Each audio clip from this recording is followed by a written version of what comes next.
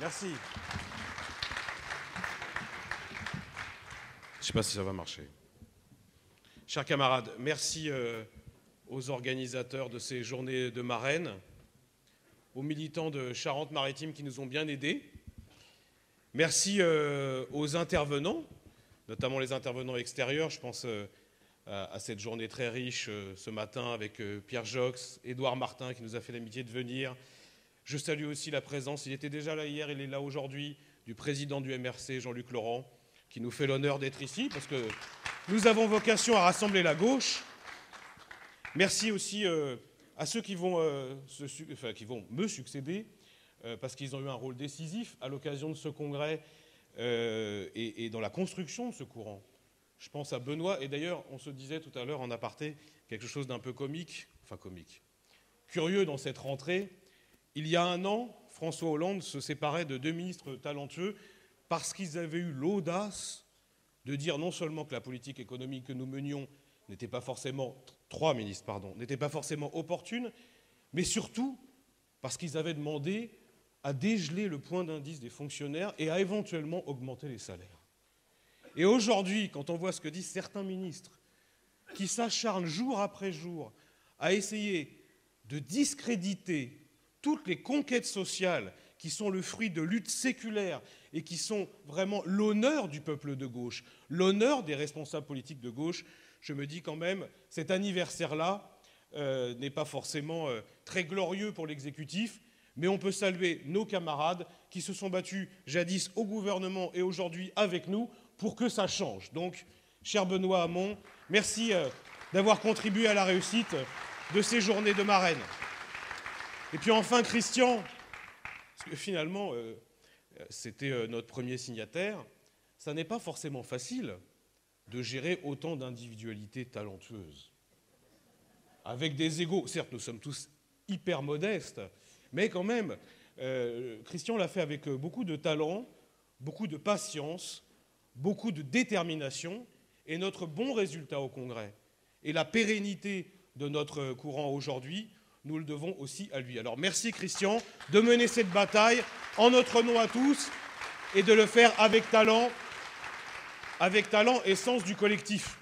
Ça, nous apprécions. Marennes, c'est évidemment notre rentrée politique. C'est aussi l'occasion pour nous de faire le point sur les mois qui viennent de s'écouler depuis le Congrès. Et en tant que militants socialistes, en tant que militants européens, nous avons évidemment été marqués intimement, personnellement, par ce que nous pouvons appeler la crise du projet européen, et qui s'est manifestée de façon spectaculaire par deux événements qui ont eu chez nous une résonance personnelle. D'abord, ce qui se passe aujourd'hui, ce n'est toujours pas fini, la crise des réfugiés. Moi, je serai très rapide là-dessus, mais on n'en a pas beaucoup parlé depuis hier.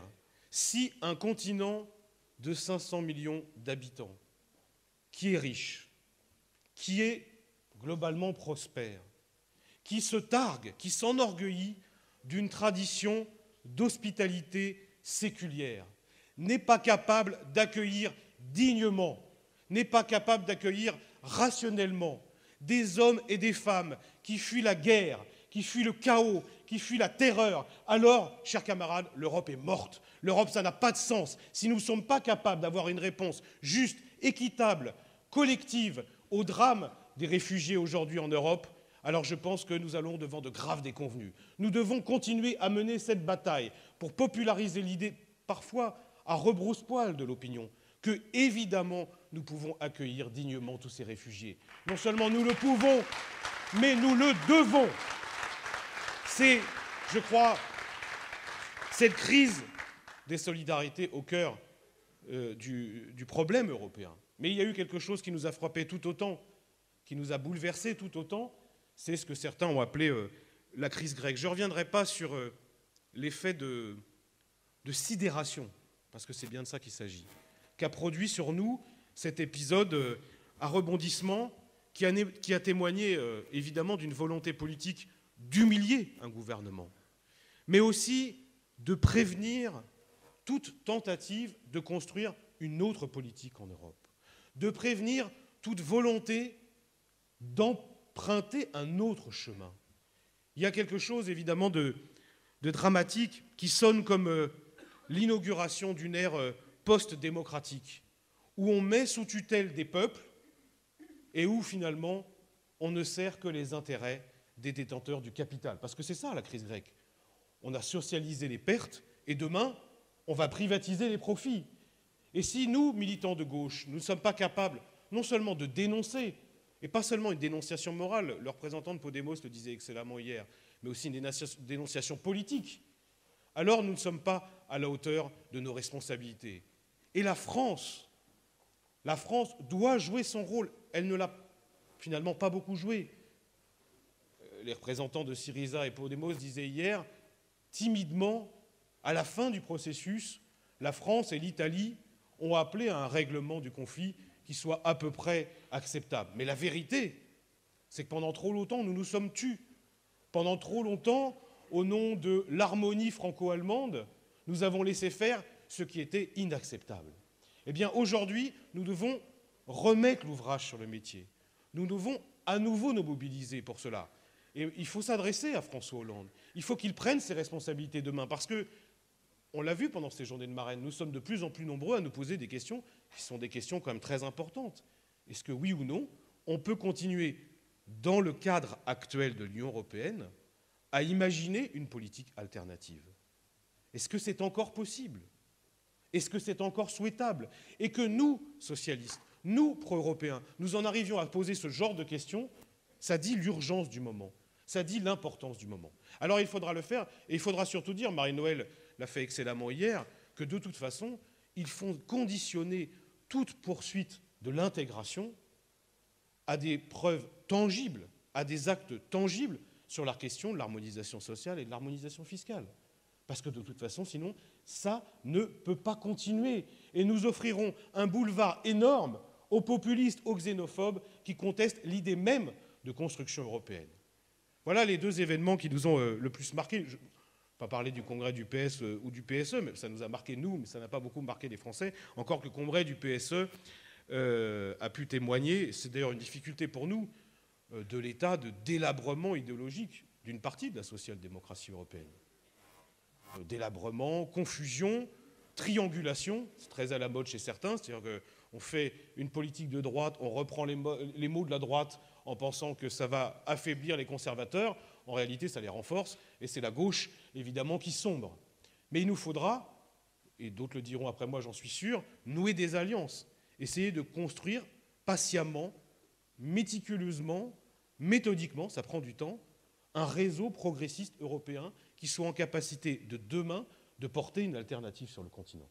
Ce n'est pas facile, et en même temps, c'est une tâche absolument exaltante dans laquelle nous sommes engagés. Parce que nous ne sommes certes un courant du Parti socialiste, mais nous ne sommes pas que au Parti socialiste. Notre rôle n'est pas seulement d'être présent dans les débats du Parti socialiste. On a un rôle dans la gauche, on a un rôle pour le peuple de gauche, et on a un rôle dans la société. Le rôle dans la gauche, alors c'est vrai aujourd'hui quand on en parle, quand on voit le paysage émietté, la compétition électorale des régionales qui s'approche, et donc les tensions qui s'exacerbent, la création de vrais faux groupuscules censés aider tel ou tel, c'est vrai que c'est difficile. Mais nous, courant du Parti socialiste, notre vocation, c'est de continuer à parler avec tous ces courants politiques de la gauche qui existent.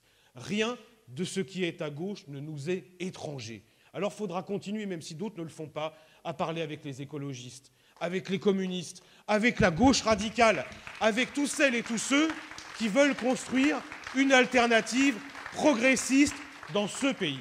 Donc oui, on a un rôle dans la gauche. On a aussi un rôle dans le peuple de gauche. J'en reviens sur la bataille culturelle parce que c'est évidemment une question centrale. Vous voyez bien qu'il y a tellement d'approximations, de contre-vérités. Il y a une telle pression de l'idéologie dominante que même nos électeurs sont parfois déboussolés devant l'avalanche d'arguments qui apparaissent comme ça de bon sens. Pierre Jox l'a dit excellemment sur le Code du travail, et cet argument qui revient à l'envi chez tous les éditorialistes et aussi à droite, à gauche, sur le fait que c'était un texte énorme, obèse, tout ça est absurde. Mais on pourrait faire la même chose, et d'ailleurs moi je suggère qu'on fasse. dans les départements, dans les régions, des débats sur la question de la dette. On nous écrase d'arguments sur la dette, les enfants qui doivent payer, etc., etc. Mais on peut démontrer, Gérard Filoche l'a fait excellemment, et d'autres, on peut démontrer qu'une bonne partie de cette dette est illégitime. On peut démontrer que tout ça est finalement un des ultimes avatars du capitalisme qui cherche encore une fois à privatiser les profits, ce que je disais tout à l'heure. Donc cette bataille culturelle, il faut la mener. Il faut la mener sur notre grille de lecture, il faut la mener sur nos thèmes, il faut la mener aussi sur nos mots. Les mots, c'est très important. Les mots ont une connotation idéologique toujours très importante. Et vous savez, dans les familles, on a des boîtes à gros mots, enfin dans certaines en tout cas. Dès que quelqu'un dit un gros mot, on met 1 euro. Moi, je suggère qu'on fasse la même chose au Parti socialiste. Dès qu'un socialiste dit charge sociale au lieu de cotisation, hop, c'est 1 euro. Et ben vous verrez, on va vite renflouer les caisses du parti. On va vite renflouer les caisses du parti. C'est important cette bataille. Mais si, c'est important cette bataille idéologique. Parce que 1 000 euros, non mais là quand même, faut pas. Hein, les ministres, 1 000 euros, je suis d'accord, oui. Les militants de base, 1 euro. Mais ils sont moins nombreux que les ministres à 10 charges au lieu de cotisation. Et on pourrait multiplier les exemples. Donc on a un rôle très important dans cette bataille culturelle. On a évidemment aussi un rôle très important dans la société. D'autres en parleront, et c'est notre camarade Pouria Amir Chahi qui a le premier essayé de théoriser ce que devrait être demain ce mouvement commun à la construction de laquelle nous voulons nous atteler. Mais on voit bien qu'il y a, et Édouard Martin en a parlé, des gens qui sont disponibles. Ils ne sont pas forcément mobilisés politiquement, mais ils sont disponibles. On voit bien qu'il y a, sur des sujets qui peuvent parfois paraître périphériques, mais qui en réalité sont au cœur de l'identité de la gauche, des gens qui discutent, des gens qui bougent, des gens qui pensent, des gens qui ont envie que ça change. Eh bien tout ça, cette nébuleuse de mouvements, d'associations, il faut les faire coaguler, il faut les fédérer. Et on doit, nous y contribuer, parce que, ce que je disais, notre rôle n'est pas seulement dans le Parti socialiste, il est aussi dans la société. Ça fait partie de nos tâches de moyen terme, de long terme, qui sont des tâches évidemment exaltantes. Parce que, même si j'entends ici ou là, et c'est normal, des camarades qui sont parfois sujets au doute, au découragement même, je pense que nous avons de grandes choses à faire et des chances qui nous enthousiasment, qui doivent nous donner la pêche. Alors après, il y a aussi notre combat à l'intérieur du Parti socialiste. Bon, évidemment, ça c'est un petit peu plus difficile. Parce qu'en tant que courant du Parti socialiste, à 30%, notre rôle, ce qu'attendent de nous nos militants et les gens qui nous ont fait confiance, c'est de tenter d'influer sur la politique du gouvernement. Ça n'est pas facile. Au point que parfois, vous savez, en cette rentrée, j'arrête pas de penser à ce film de Nanni Moretti, je ne sais plus comment il s'appelle.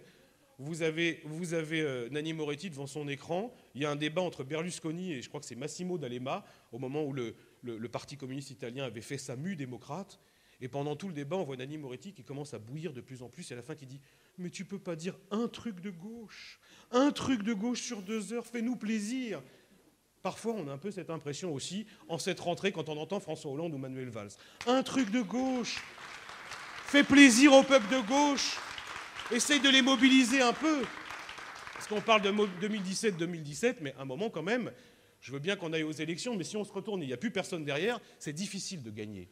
Donc oui, alors nous, on n'est pas que des spectateurs comme Nanni Moretti, mais quand même, on doit se battre là-dessus. Je ne sais pas s'il faut trop surréagir sur ce que Mehdi qualifiait tout à l'heure de macronerie. D'abord parce qu'il y a une macronerie par jour, donc c'est assez épuisant de réagir. Et puis en plus, je pense que c'est faire beaucoup d'honneur à sa névrose. Il y a une sorte de trouble obsessionnel compulsif. C'est vraiment allergique à tout ce que la gauche a fait, tout ce que la gauche a construit, toutes les conquêtes sociales, il ne peut pas s'empêcher. Voilà, donc c'est un toc. Je pense qu'il faut respecter cette névrose. Il faut l'aider peut-être aussi, c'est pour ça qu'il faut l'inviter à La Rochelle, mais il ne faut pas en faire trop. De la même façon, je pense qu'il ne faut pas surréagir aux propos un peu débraillés, désinhibés, décomplexés de nos copains, de nos camarades qui s'auto-proclament réformateurs. Les réformateurs. Je pense qu'il ne faut pas trop surréagir parce que, alors, ils s'attaquent au tabou.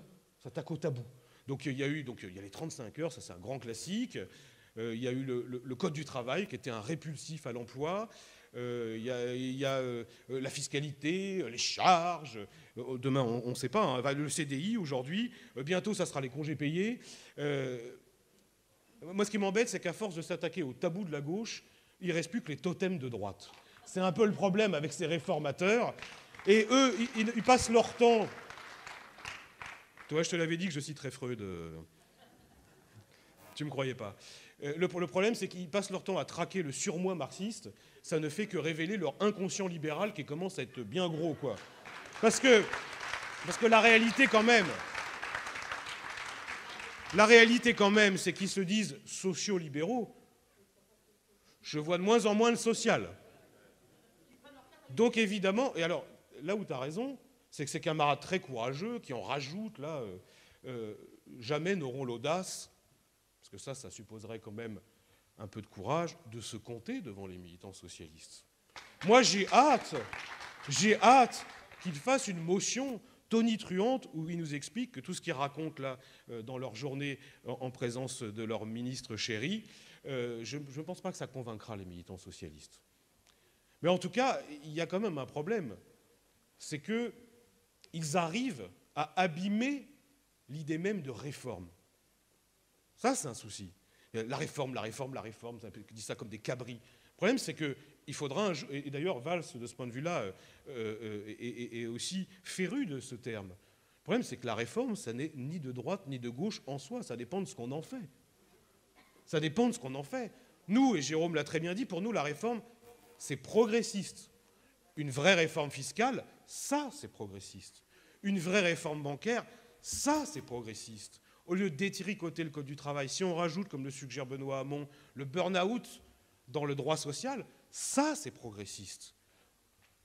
Tenir la promesse de François Hollande sur le contrôle au faciès, ça, c'est une réforme progressiste.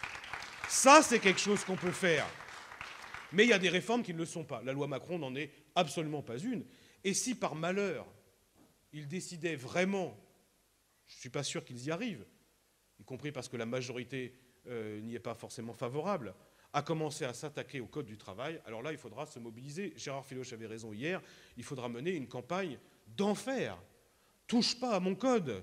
Et nous serons tous, au-delà du Parti socialiste, avec d'autres partis de gauche, avec des syndicalistes, Édouard Anserin, j'en suis sûr, pour dire ça, c'est pas possible. Là, vous allez trop loin. Ils abîment l'idée de réforme, et ça, c'est un problème. Mais encore une fois, je pense que ça n'est pas à eux qu'il faut répondre. Ça n'est pas à eux qu'il faut répondre prioritairement. Celui à qui il faut répondre prioritairement, dans notre parti en tout cas, aujourd'hui, c'est le Premier ministre, c'est le Président. Ils nous disent « on ne change rien ». Le Premier ministre, d'ailleurs, s'est fendu d'une tribune très faible, en réalité, sur le fond, très faible aussi sur la forme. Je pense que la plume était en vacances, ils ont fait appel au seul techno qui était disponible dans le ministère, parce que ça ressemble vraiment à une fiche technique où on nous explique ce qu'on nous expliquait déjà dans les cénacles libéraux dans les années 90, même 80. Il y a 3 problèmes en France. Les charges sociales, je cite, le travail qui n'est pas assez flexible, et les impôts. Et donc, la réponse, c'est baisser les charges, baisser les impôts, détruire le Code du travail. C'est une réponse, on nous dit que c'est furieusement moderne. La réalité, c'est que c'est incroyablement ringard. Non seulement c'est ringard, non seulement ça ne marche pas, mais en plus, franchement, ça n'est pas une réponse à la hauteur de la situation. La situation, c'est le chômage de masse. La situation, c'est la précarité.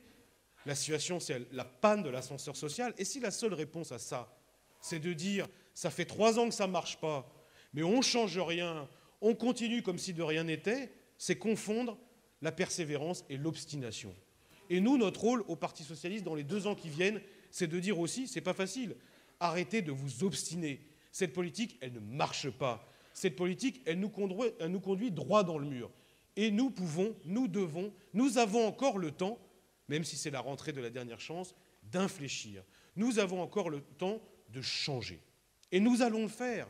Je sais bien que ce n'est pas forcément la tâche qui apparaît comme la plus exaltante, qu'à partir de la rentrée, aller dans les sections, aller dans les fédérations, dans nos réunions de dirigeants, et dire voilà, sur le budget, nous pouvons faire autrement. Nous devons faire autrement. Et d'ailleurs, nous ne sommes pas les seuls à le dire. Même Jean-Christophe Cambadélis, enfin en tout cas, il y a un mois, a dit qu'il faut faire des inflexions.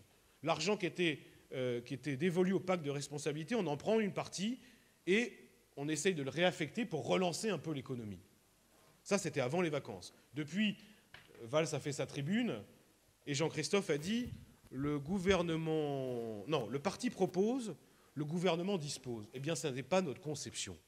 Ça n'est pas notre conception. C'est vrai que les institutions de la Ve République nous ont littéralement avalés, dissous, mais ça n'est pas pour autant que nous croyons, nous, que tout doit être soumis à l'exécutif. Le Parti socialiste, le Parlement ont encore un rôle à jouer. Et on passe notre temps à nous dire il faut être solidaire de l'exécutif. Mais nous répondons inlassablement, ça serait bien aussi que de temps en temps, l'exécutif soit solidaire de ses militants, de ses parlementaires, de ses électeurs, Et c'est la bataille qui va nous occuper dans les mois et les semaines à venir. C'est pas facile, mais moi je vous le dis, il n'y aura pas de petite victoire. Il n'y a pas de petite victoire. Tout ce qu'on peut arracher comme progrès, tout ce qu'on peut arracher comme inflexion, il faut le prendre positivement. Dans la période, ça me paraît essentiel. On est là pour sauver tout ce qui peut l'être. On sauve tout ce qui peut l'être. Même l'honneur. Même l'honneur. Pourquoi je dis ça ? Ça m'avait été beaucoup reproché parce que j'avais dit au Congrès, j'avais dit que cette politique nous conduirait à la défaite et peut-être au déshonneur. Et Jean-Christophe avait dit tu es allé trop loin. Mais je le maintiens. C'est bien de ça qu'il s'agit. Nous devons sauver l'honneur de la gauche dans les 2 ans qui viennent. Sauver l'honneur de la gauche qui a une histoire, qui a des valeurs, qui a des figures, qui est le résultat d'années et de décennies de conquêtes et de luttes. Et on ne peut pas laisser détricoter, détruire, déconstruire tous ces combats sans rien dire. Alors nous sommes ceux qui voulons aussi sauver l'honneur. Nous sommes ceux qui voulons être fidèles non seulement à notre message séculaire, mais aussi tout simplement à ce que nous avons dit en 2012. C'est quand même pas si loin. Et Laurent Baumel le disait excellemment, on ne va quand même pas nous reprocher de continuer, nous, à tenir bon sur une ligne qui avait été approuvée par la majorité, l'unanimité du Parti socialiste et qui est aujourd'hui contestée à 180 degrés. Donc oui, c'est notre honneur de continuer à défendre nos idées. C'est notre honneur de continuer à proposer des choses nouvelles, et des choses, et Christian Paul y est sensible, qui forment une majorité d'idées. Parce que sur les inflexions au budget, il y a une majorité d'idées. Sur le refus de toucher au Code du travail, il y a une majorité d'idées. Il faut convaincre nos camarades qui sont un peu timorés, qui sont vraiment totalement la tête retournée par les institutions de la Ve, que la seule façon d'éviter la défaite, et la seule façon aussi d'éviter le déshonneur, c'est de rester fidèle à ce pourquoi nous avons été élus en 2012. Ça, c'est notre rôle aussi dans les semaines à venir. J'espère qu'on y parviendra. De toute façon, nous ne pouvons pas rester inactifs. Nous ne pouvons pas rester muets. Nous ne pouvons pas nous permettre de regretter demain de ne pas avoir fait tout ce qui était en notre pouvoir pour gagner en 2017. Rien n'est écrit d'avance. Rien n'est perdu d'avance. Et moi, je suis persuadé d'une chose, c'est que dans ces temps de confusion, d'incertitude, les gens, et les Français singulièrement, nous saurons gré d'avoir parlé clair. Nous saurons gré d'avoir tenu le livre ouvert du socialisme, là où d'autres ne rêvent que de le refermer. Ça, les gens, toujours, nous en sauront gré. Donc il faut continuer. Et je sais que pour certains camarades, dans des fédérations difficiles, il y a la tentation parfois de faire un autre choix. Mais là où Mehdi avait raison tout à l'heure, ça serait quand même fou que nous, socialistes, authentiquement socialistes, nous laissions le parti de Jean Jaurès et de Léon Blum à ceux qui ne le sont plus socialistes, à ceux qui veulent l'enterrer, le socialisme. Donc oui, bien sûr, le Parti socialiste, il est à ceux qui le font vivre. Nous le faisons vivre, il est nôtre, et ça n'est pas parce que nous avons fait que 30% au dernier congrès que pour autant nous arrêterons de parler. De toute façon, il n'y a plus de ministre entre nous. On dit qu'un ministre, ça ferme sa gueule ou ça démissionne. Nous, on n'est pas ministre. Donc, on continue à l'ouvrir. Et c'est la feuille de route pour les prochains mois et les prochaines années. Mais j'en finis par là parce que je pense que j'ai tenu mon temps. Il y a il y a quand même beaucoup de points positifs auxquels se raccrocher. Il y a beaucoup de choses qui nous font espérer. D'abord, je le disais, il y a tous ces gens qui sont disponibles, dans tous les partis. Vous voyez bien que la crise des partis ne touche pas que le Parti socialiste. Au PC, au Front de gauche, chez les Verts, les gens s'interrogent sur le chemin à suivre, sur la meilleure façon de parvenir à la construction de cette alternative. Mais il y a surtout, et c'est le message moi, que je veux faire passer finalement, une incroyable soif d'authenticité. Regardez ce qui se passe en Grande-Bretagne en ce moment, le débat au sein du Labour. Regardez même, c'est encore plus étonnant, ce qui se passe dans le Parti démocrate, avec le succès incroyable de cet ancien gouverneur socialiste du Vermont, parce qu'il parle clair, parce qu'il parle authentique. Les gens, en réalité, en ont ras-le-bol de la triangulation, de la confusion. Les gens en ont ras-le-bol de cette indifférenciation progressive qui fait que progressivement, la droite et la gauche se disputent sur l'accessoire, mais sont d'accord sur l'essentiel. Les gens, ils veulent de la confrontation de projets. Les gens, ils veulent de la confrontation d'idées. Les gens, ils veulent des choix. Les gens, ils veulent des alternatives. Et ça, nous, on est capable de le porter. Ça, on est capable de l'incarner. Donc moi, je suis très positif et très optimiste pour les mois à venir. Nous sommes cette gauche authentique. Nous sommes authentiquement de gauche. Nous assumons toute l'histoire du socialisme français et nous assumons toutes nos valeurs, fussent-elles impopulaires aujourd'hui. Et j'en finirai par là. Cette authenticité, cette façon de dire la vérité, de parler vrai aux Français, nous ne saurons le porter. Nous le portons dans le Parti socialiste, nous le porterons, j'espère, au moment des primaires, parce qu'il y en aura, et qu'il faudra un candidat issu de nos rangs, évidemment, pour porter cette parole. Mais ce que je vous dis, chers camarades, il faut qu'on soit fiers de ce qu'on est. Il faut qu'on soit fiers de ce qu'on dit. Il faut qu'on soit fiers de ce qu'on est en train de construire. Et vous verrez demain, non seulement cette gauche authentique sera plébiscitée, mais en plus, nous aurons construit un autre chemin pour notre pays et pour nos habitants, et c'est quand même ça qui compte. Merci à vous, et bon La Rochelle pour ceux qui y vont.